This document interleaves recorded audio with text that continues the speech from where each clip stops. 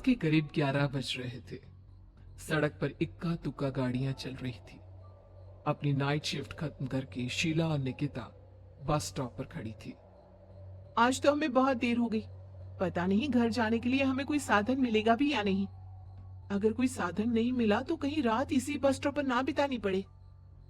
अपनी काली जुबान बंद कर, जब देखो तब उल्टी बातें ही करती है। अरे कुछ देर रुक जाना, कुछ ना कुछ मिल ही जाएगा। लेकिन काफी देर तक इंतजार करने के बाद भी उन्हें कोई बस नहीं मिलती।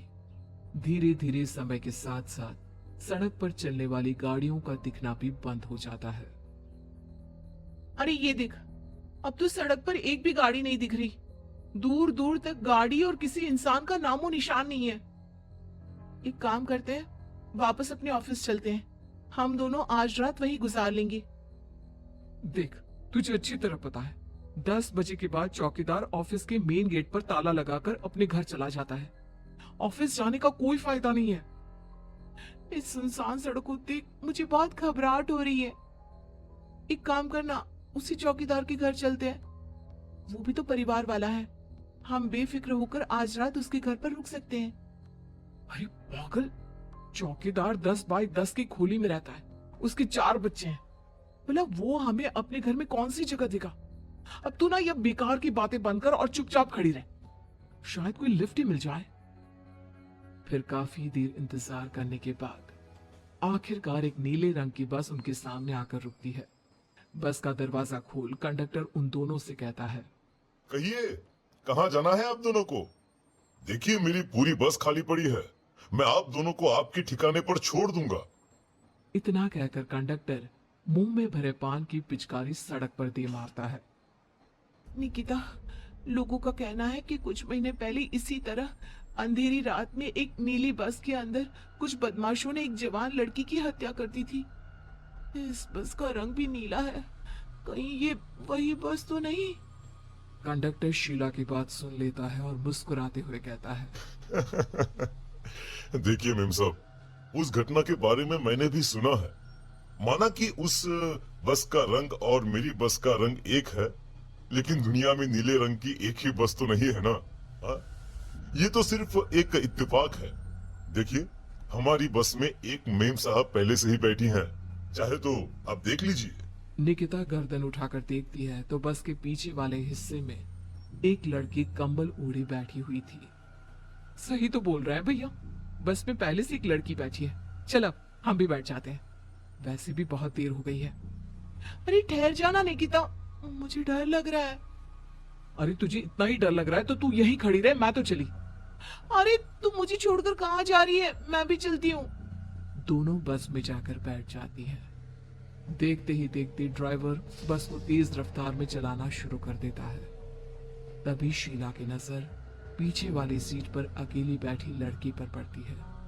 उस लड़की की लाल आंखें और उसका आधा जला हुआ चेहरा देखकर शीला घबरा जाती है। सुन निकिता, हमारे पीछे जो लड़की बैठी है ना, उसकी आंखें एकदम खून की तरह लाल और चेहरा किसी चुड़ैल की तरह डरावना दिख रहा है। अरे छोड़ ना, कौन कैसा दिखता है, मुझे इन सब बातों में कोई दिलचस्पी नहीं है। मैं थोड़ी देर झपकी लेना चाहती हूँ, इसलिए अब तू अपनी बड़बड़ बंद कर प्लीज। बेफिक्र निकिता अपनी आंखें बंद करके बैठ जाती है। दूसरी ओर बस जंगल के रास्ते में पहुंची है। चारों तरफ घना अंधेरा और साथ ही जंगल में मौजूद जंगली जानवरों की डरावनी आवाजें शीला को और भी ज्यादा डराए जा रही थी। थोड़ी ही देर में बस एक बरगद के पेड़ के पास से गुजरती है। तभी अचानक बरगद की डाल पर बैठी एक बिल्ली कूदकर खिड़की के रास्ते शीला की गोद में आ गिरती है। मर गई रे, बचाओ मुझे, कोई बचाओ।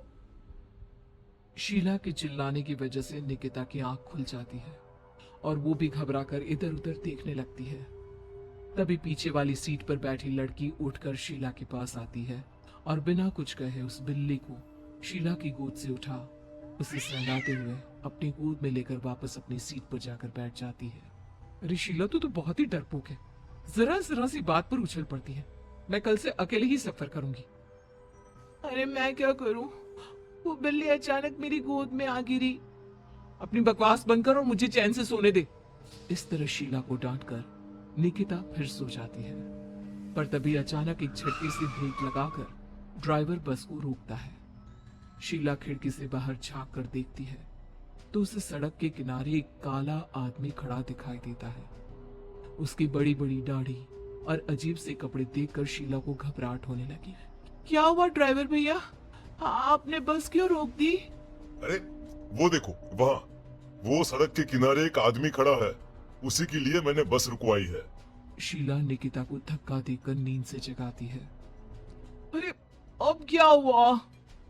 वो देख, सड़क किनारे कितना डरावना आदमी है।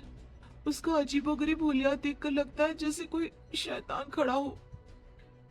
अब शीला की तरह निकिता भी उस आदमी को देखकर थोड़ा डरने लगती है। कंडक्टर, क्या तुम उस आदमी को बस में चढ़ाने वाले हो?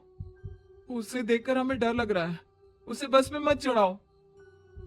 अरे डरने की कोई बात नहीं है मेम साहब, ये आदमी जंगल के पीछे वाले गांव में रहता है। ये रोज इसी वक्त मेरी बस में बैठकर पड़ोस वाले गांव में जाता है। और वैसे भी ये बेचारा गूंगा है। अगर आप लोगों को डर लगता है तो मैं इसे ड्राइवर के बगल में बिठा देता हूँ। ओह अच्छा, ठीक है। फिर कंडक्टर का इशारा पाते ही वो आदमी बस में सवार हो जाता है। ड्राइवर दोबारा एक्सीलेटर पर जोर देकर बस को आगे बढ़ाता है। थोड़ी ही देर में बस एक घाटी पर चढ़ती है। बस के एक तरफ गहरी और डरावनी खाई थी, पर ड्राइवर को इस बात से कोई फर्क पड़ता नजर नहीं आ रहा था।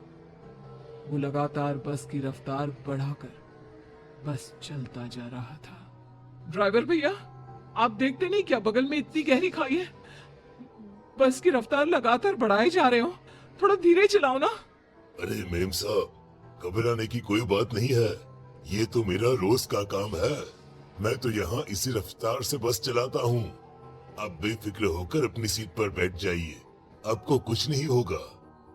ड्राइवर के कहने पर निकिता शांति से बैठ जाती है। कुछ दूर चलने पर अचानक ड्राइवर बस को सड़क के किनारे रोक देता है। शीला एक बार फिर खिड़की के बाहर झांक कर देखती है, लेकिन इस बार उसे कहीं कोई दिखाई नहीं देता। अरे अब क्या हुआ? तुमने बस क्यों रोक दी? यहाँ तो दूर दूर तक कोई भी नहीं दिखाई दे रहा। ड्राइवर उसकी बात का कोई जवाब नहीं देता, पर कंडक्टर बोल पड़ता है।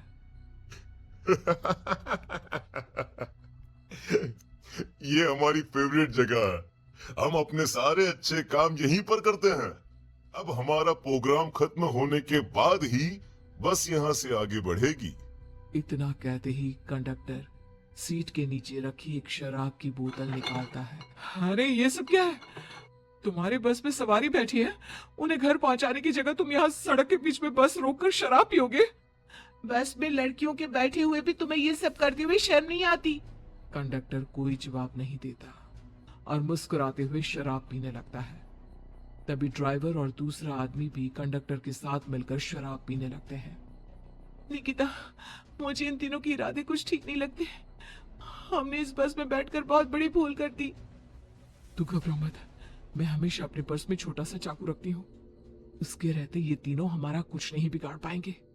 देखो गज्जू भैया, हमारी बस में इस समय 3 जवान लड़कियां बैठी हैं। कहो सबसे पहले किसका शिकार किया जाए? मैं तो कहता हूँ कि सबसे पहले वो जो पीछे अकेले जो बैठी है ना, उसे पकड़ कर लाओ। उसके बाद इन दोनों का प्रोग्राम फिट करेंगे। ठीक है, जैसी तुम्हारी मर्जी।